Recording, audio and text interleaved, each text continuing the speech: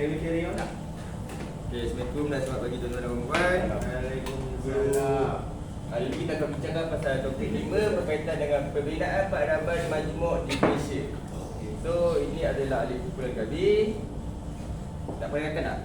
Boleh perkenalkan. Okay, so kita terus jalan. So, kita akan mengupas, membahas dan meneruskan.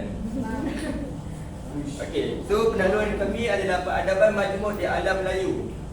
So, peradaban majmuk di alam Melayu terdiri daripada peradaban pribumi di alam Melayu, peradaban Asia, peradaban Barat dan peradaban globalisasi. Peradaban pribumi di alam Melayu kita boleh lihat daripada kita apabila kita makan, sebelum datang ke peradaban lain, kita penduduk di tanah Melayu makan menggunakan tangan. Dan apabila datang ke peradaban Asia daripada perdagangan di Selat Melaka, orang Cina datang ke tanah Melayu, diorang memperkenalkan chopstick untuk makan. Dan seterusnya peradaban Barat. Peradaban Barat apabila negara kita dijajah, mereka memperkenalkan sudu dan garfu. Dan apa yang kita boleh lihat daripada garfu itu sendiri kata pinjam daripada Portugis. Daripada ejaannya GARPO, garfu. Garfu. Seterusnya peradaban globalisasi. Peradaban globalisasi ini dengan perkembangan teknologi dan apa yang saya dapat lihat, sebab setengah orang apabila orang nak makan, diorang tengok handphone, tengok mukbang. Betul? Okey, so seterusnya kita akan pergi kepada Tengok slide pun makan. Tengok slide pun makan. seterusnya kita akan pergikan mewujudkan negara bangsa. Antara ciri-ciri yang adanya adalah perbezaan negara yang mencirikan satu wilayah, satu perlembagaan dan juga satu kewarganegaraan, dan mewujudkan beberapa institusi seperti sistem birokrasi, pelan pembangunan 5 tahun. Seterusnya adalah pembangunan ekonomi dan berakhir dengan perbezaan bangsa. Apa yang kita melihat di mencirikan satu wilayah, satu perlembagaan dan satu kewarganegaraan, iaitu Malaysia sekarang ni, setiap negeri mempunyai pemerintah untuk mentadbir orang punya negeri. Macam contoh di Melaka, yang mentadbir negeri itu adalah Ketua Menteri. Ketua Menteri dia ialah sekarang bernama Kecil. Datuk Seri Abdul Rauf Yusof. Dan apa yang kita boleh lihat di negeri yang mempunyai sultan, negeri itu ditadbir oleh sultan mereka. Contoh saya boleh bagi adalah Sultan Johor, iaitu Duli Yang Maha Mulia Major Jeneral Tunku Ismail Ibn Sultan Ibrahim. Dan juga kita akan pergi kepada satu perlembagaan. Satu perlembagaan ni kita boleh lihat daripada sistem politik itu sendiri. Macam contoh, setiap mula.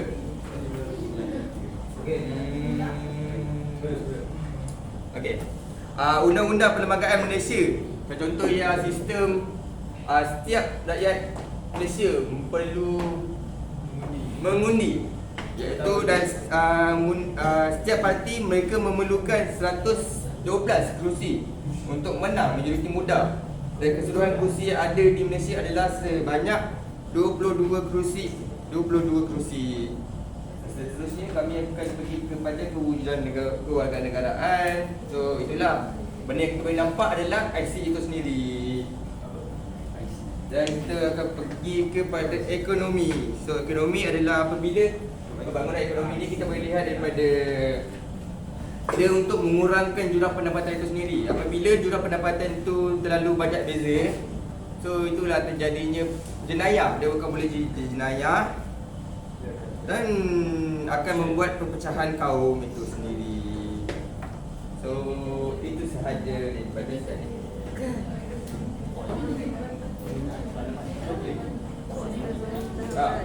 So perbezaan peradaban majmuk di Malaysia, yang saya cakap tadi adalah peradaban Melayu merupakan teras. Kerana di Malaysia ini, Melayu merupakan majoriti bangsa. Dan kebanyakan peradaban yang kami Malaysia menggunakan adalah peradaban Melayu. Seperti yang boleh lihat, kita nak masuk rumah. Kita mestilah buka kasut. Tapi kalau peradaban barat, orang masuk rumah pakai kasut pun boleh tak? Pakai kasut, pakai selipar. Kalau kau buka kasut tu pun aja. Ya betul. So ni peradaban barat, negara kita pernah dijajah oleh Portugis yang seperti saya bagi tahu tadi. Dan kita boleh lihat Portugis punya peradaban yang dibawa ke sini adalah Darfur itu sendiri. Seterusnya Belanda, peradaban Asia dan China, India. China dan India ni, peradaban Asia ni kita boleh lihat daripada yang saya cakap tadi, China adalah chopstick dan India adalah daripada rempah ratus disebabkan perdagangan itu sendiri. Akhirnya dulu tadi. So peradaban globalisasi daripada teknologi, so apa yang kita boleh lihat daripada setiap peradaban ni, dia cakap contoh sekarang ni kita punya peradaban semua orang, bukan semua orang lah, kebanyakan orang mesti mempunyai gadget dan teknologi. Dan juga itulah terjadinya peradaban majmuk di Malaysia.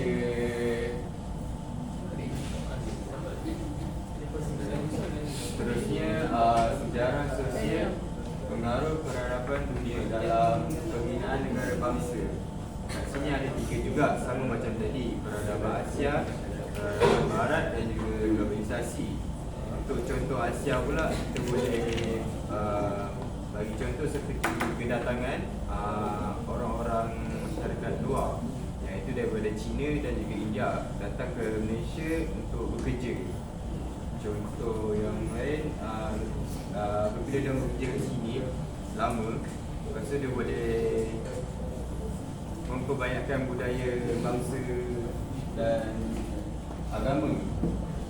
Jadi kat situ kita boleh nampak masyarakat majmuk kat situ wujud di Malaysia ni. Seterusnya peradaban Barat. Peradaban Barat pula dia lebih banyak pengaruh bidang material, seperti contoh penggunaan elektrik, telefon,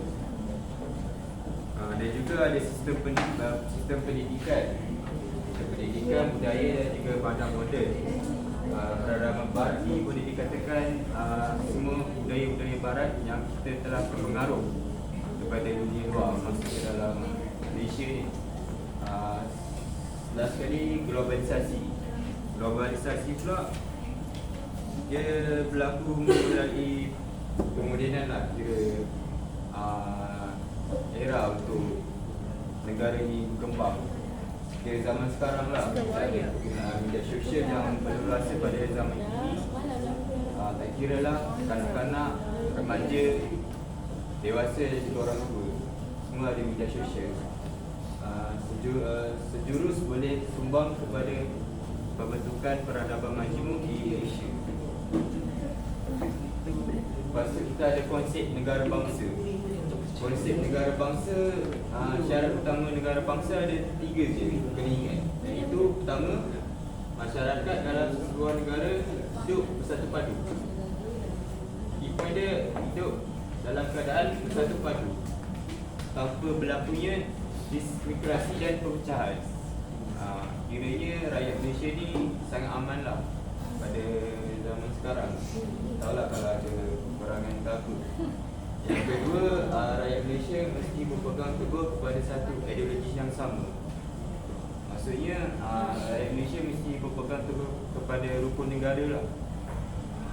Yang last sekali adalah harus percaya dan yakin dengan sistem pemerintahan dan undang-undang negara sekarang. Seterusnya negara. Negara ni boleh dibagi kepada 5 hal, iaitu merdeka, kerajaan, kedaulatan, undang-undang dan juga rakyat. Jadilah sebuah negara yang aman dan makmur. Itu adalah konsep negara bangsa.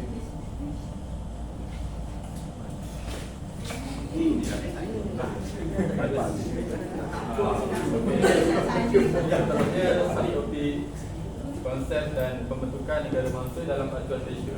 Dalam sub-topik ini, kita bagi pada situ lagi satu topik kecil, iaitu bentuk negara bangsa, konsep negara dan konsep bangsa.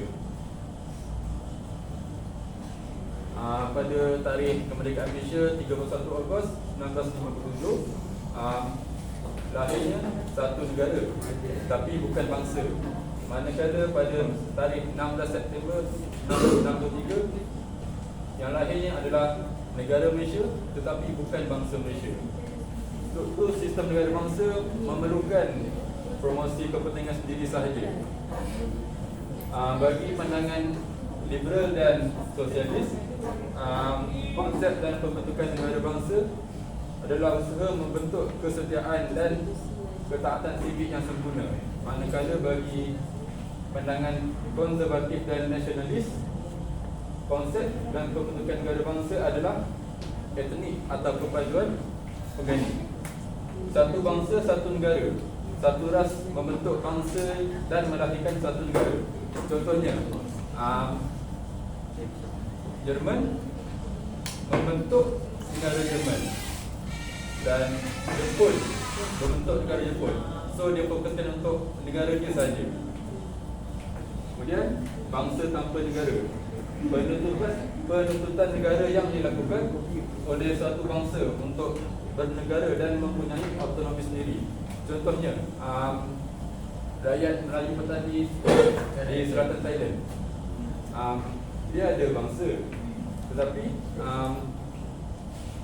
dia tidak diiktiraf oleh Thailand sendiri. So dia tuntut negara itu.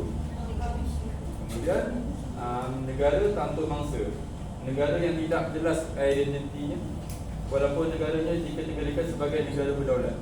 Contoh negara? Contoh negara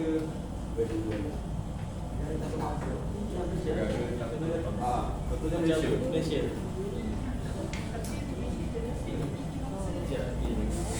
Sebab Malaysia ni dia banyak bangsa dan kaum, jadi Dia tak ada bangsa Malaysia. Tak ada yang big je lah. seperti yang cakap tadi, tahun 1983 wujudnya negara Malaysia, bukan bangsa Malaysia. So, topik pertama, bentuk negara bangsa. Geopolitik negara berubah melalui perjanjian penaklukan. Setiap negara bangsa memiliki kumpulan etnik yang asal, membina dinasti empayar dan negara bangsa mereka.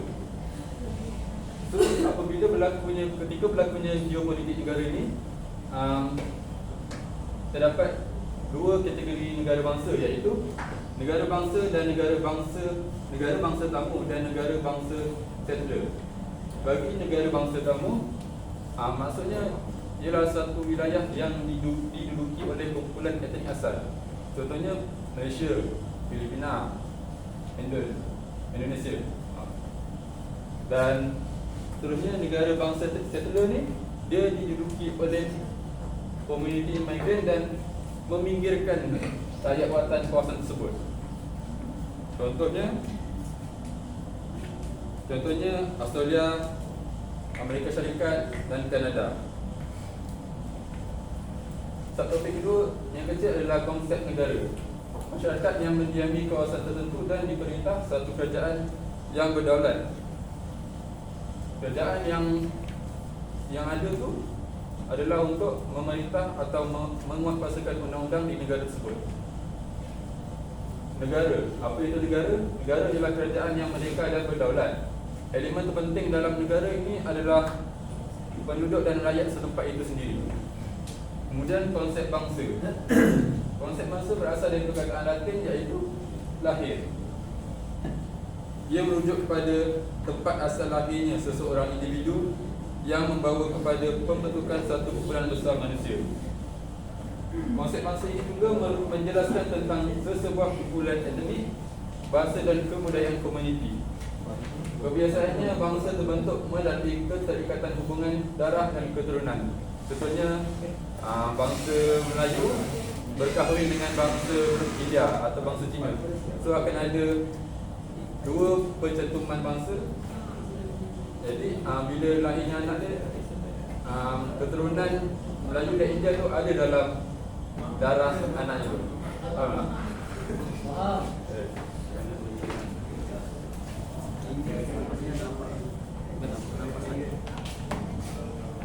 Okey, terusnya saya akan berkongsi mengenai kepelbagaian idea bangsa idaman.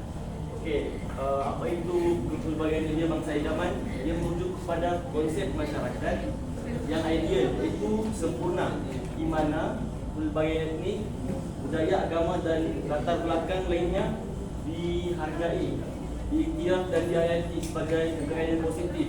Contoh di Malaysia ni ada pelbagai kaum, Melayu, India, Cina kan. Dan kalau Sabah Sarawak dia ada ni lah, suku kaum sendiri. So kita kena ni hargai dan iktiraf yang kita satu negara ni adalah sama. Okey, berikut terdapat beberapa pelbagai idea yang termasuk dalam konsep bangsa idaman. So yang pertama adalah kesetaraan dan keadilan. Okey, macam yang saya cakap tadi, kita di Malaysia ni kan banyak ni kaum kan. Okey, kesetaraan dan keadilan ni perlu dipastikan semua orang dapat. Contoh tak naklah macam Indian atau pinggir, Melayu je yang kan dapat keistimewaan dan sebagainya lah. Okey. Okey, ini mempunyai sistem yang memastikan kesetaraan dan hak peluang untuk semua individu tanpa mengira latar belakang macam saya kata tadi. Okey, ini termasuk kesetaraan gender, perlindungan hak minoriti dan akses yang adil pada pendidikan, pekerjaan dan perkhidmatan awam lah. Ini semua dalam aspek kehidupan. Okey, seterusnya adalah penghargaan terhadap kebudayaan. So masing-masing di Malaysia ni suku kaum ada kebudayaan. Melayu ada dia punya budaya sendiri, Cina ada, India ada. Okey, sini bangsa idaman ni dia menghargai dan mempromosikan pelbagai budaya lain, mengiktiraf, memelihara dan memupuk warisan budaya masing-masing komuniti, termasuk bahasa, tradisi, makanan dan pakaian tradisional. Contoh kalau Melayu makan Melayu kan, so India dan Cina tak boleh lah macam apa ni makan apa ni. So kita kena inilah hargai dan mempunyai ni kan bahasa dan makanan semua tu. Okey, seterusnya adalah dialog dan perbincangan. Okey, bangsa idaman ni memupuk budaya dialog dan perbincangan yang berteraskan saling mendengar dan saling memahami. Ini bermakna masyarakat memberikan ruang untuk mengemukakan pendapat, menghadiri perbincangan awam dan mencari penyelesaian yang terbaik untuk isu-isu yang berkaitan dengan kepelbagaian. Maknanya di sini semua orang bebas untuk menyuarakan pendapat dalam sesuatu isu itulah. Contoh macam masalah air kan, contohlah macam di Kelantan. So, sorry kan ini rasis tapi betul kan. Okey, masalah air di Kelantan. Okey. Contoh kita tengok majoriti kan. Majoriti penduduk di Kelantan adalah orang, contohlah orang Melayu kan. So benda tu bukan hanya sahaja orang Melayu yang boleh boleh berbincang. Orang India, Cina pun boleh menyuarakan pendapat mereka untuk menyelesaikan masalah tu. Itulah. Okey, seterusnya adalah pendidikan inklusif. Okey, bangsa idaman ni dia menekankan pendidikan yang inklusif, di mana semua pelajar diberi akses kepada pendidikan berkualiti tanpa diskriminasi. Okey, tempat maksud sini ni contoh macam Sabah, Sarawak, Selatan kan, Selatan Semenanjung sampailah ke utara tu. Tak kiralah orang asli dan sebagainya, semua kena dapat pendidikan yang terbaik lah yang disediakan oleh kerajaan dan sebagainya. Okay, ini termasuk mengiktiraf dan menghormati pelbagai budaya dalam kurikulum dan menyediakan persekitaran pembelajaran yang mendukung kepelbagaian. Contoh di sini, kalau macam ni kan, kita tengok orang asli di Pahang ataupun di Sabah, kita tak boleh cakap dia orang asli je pun. Saya bagi ni lah pendidikan yang formal macam di bandar-bandar dan sebagainya. Okey, seterusnya kerjasama dan kesatuan. Bangsa idaman dia mementingkan kerjasama dan kesatuan antara komuniti yang berbeza. Contoh, okey, komuniti tu dalam tu ada Cina, Melayu, India dan sebagainya kan. So bangsa idaman ni dia mementingkan kerjasama lah antara suku kaum tu. Okay, ini melibatkan memupuk semangat gotong royong, saling membantu dan kerjasama untuk mencapai matlamat bersama seperti pembangunan ekonomi yang mampan dan penyelesaian masalah. So kalau macam ada kerjasama yang kesatuan ni, masalah-masalah yang timbul dalam komuniti tu boleh diselesaikan. Okey, seterusnya adalah keharmonian agama. Bangsa idaman mewujudkan suasana yang menggalakkan keharmonian antara penganut agama yang berbeza.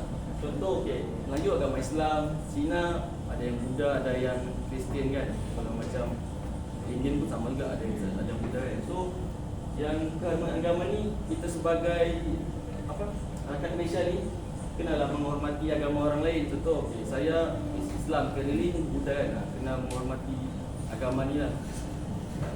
Buddha, Kristian. Oh, Kristian, sorry lah, Kristian. Bye.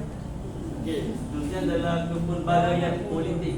Bangsa idaman mempromosikan representasi politik yang adil dan berbilang etnik. Ini termasuk memberikan peluang yang sama kepada wakil-wakil komuniti minoriti untuk menyuarakan kepentingan mereka dan mengambil bahagian dalam proses pembuatan keputusan. Okay, ini macam kepelbagaian politik ni kita tengoklah macam sesuatu kawasan tu kan dimonopoli oleh bangsa Melayu. So tak heran kan kalau macam dia punya wakil orang politik tu orang Melayu. Okey, yang ni topik lain, etos bangsa. Kalau etos bangsa ni ada etnik, nasionalisme dan bangsa. Okey, etos bangsa melibatkan hubungan yang kompleks antara etnik, nasionalisme dan bangsa dalam konteks masyarakat. Berikut adalah beberapa aspek yang berkaitan dengan ketiga elemen ini. So yang pertama adalah etnik. Etnik merujuk kepada kelompok manusia yang berfungsi ciri-ciri budaya, bahasa, warisan, sejarah dan identiti yang serupa. Etnik membawa keunikan dan kepelbagaian budaya yang memperkaya identiti dan kehidupan positif. Etnik yang berbeza hidup bersebelahan secara harmoni, saling menghormati dan saling memperkaya satu sama lain. Macam yang saya cakap awal tadi. Okay, di Malaysia ni banyak etnik. So banyak etnik, dia punya budaya pun lain, bahasa dia lain, warisan sejarah pun lain-lain. And then identity ada yang identiti lain kan. So di sini kita banyak kaya dengan identiti inilah sosial suatu bangsa. Jadi kita perlu mana tadi? Kita perlu saling menghormati dan saling memperkaya satu sama lain. Itulah. Contoh memperkaya ni, contoh macam okay, saya sendiri kan. Okay, contoh macam berasal daripada Borneo. So saya pun ada etnik sendiri. So janganlah macam pinggirkan, dia macam kita macam memperkayakan. Itu macam okay, kekalkan konsisten pelbagaian ni lah. Okay, yang kedua adalah nasionalisme. Nasionalisme ni melibatkan rasa cinta, bangga dan kesertaan terhadap negara atau bangsa. Nasionalisme adalah unsur penting dalam etos bangsa kerana ia menghubungkan warga dengan identiti dan kebersamaan sebagai satu bangsa. Nasionalisme yang seimbang melibatkan rasa tanggungjawab terhadap pembangunan dan kemajuan bersama serta penghargaan terhadap sejarah, nilai dan simbol-simbol kebanggaan. Okay, so nasionalisme ni semua rakyat Malaysia tidak mengira kaum, agama dan sebagainya perlu ada rasa cinta terhadap negara, bangga dan setia terhadap negara lah. Okay, seterusnya adalah bangsa. Bangsa merujuk kepada kesatuan politik, sosial dan budaya yang terbentuk melalui sejarah, geografi dan interaksi sosial. Konsep bangsa melibatkan identiti bersama, bahasa, budaya dan pemikiran yang membentuk asas kebersamaan dan pengenalan diri sebagai satu entiti kolektif. Dalam etos bangsa yang seimbang, ideologi bangsa yang melibatkan pembentukan ikatan dan persatuan antara warganya sambil menghormati kepelbagaian etnik dan budaya yang ada di dalam bangsa tersebut. Okey, untuk bangsa ni dia merujuk kepada kesatuan politik, sosial dan budaya yang terbentuk melalui sejarah. So macam contohlah, okey, bangsa Melayu dia mesti dia terbentuk daripada sejarah yang inilah, sejarah geografi dan interaksi sosial. Macam juga yang India, contoh kalau macam India daripada sejarah daripada negara India, bahasa orang pun bahasa daripada asal negara India. So sama macam Cina lah. Okay, ini faham kan? Okey, kesimpulan. Kesimpulannya simple. Pembinaan peradaban majmuk di Malaysia bertujuan ni tahu tak yang apa ni majmuk? Tahu kan? Tak tahu, beritahu saya beritahu. Okey. Bertujuan untuk mempromosikan harmoni, keadilan dan pemahaman antara kumpulan etnik dan agama melalui pendidikan inklusif, perlindungan hak asasi manusia, promosi budaya berbilang kaum dan penguatan dialog. Malaysia telah mencapai kejayaan dalam membangunkan masyarakat majmuk yang saling menghormati dan toleran. Okey. Terima kasih. Okey. Tolong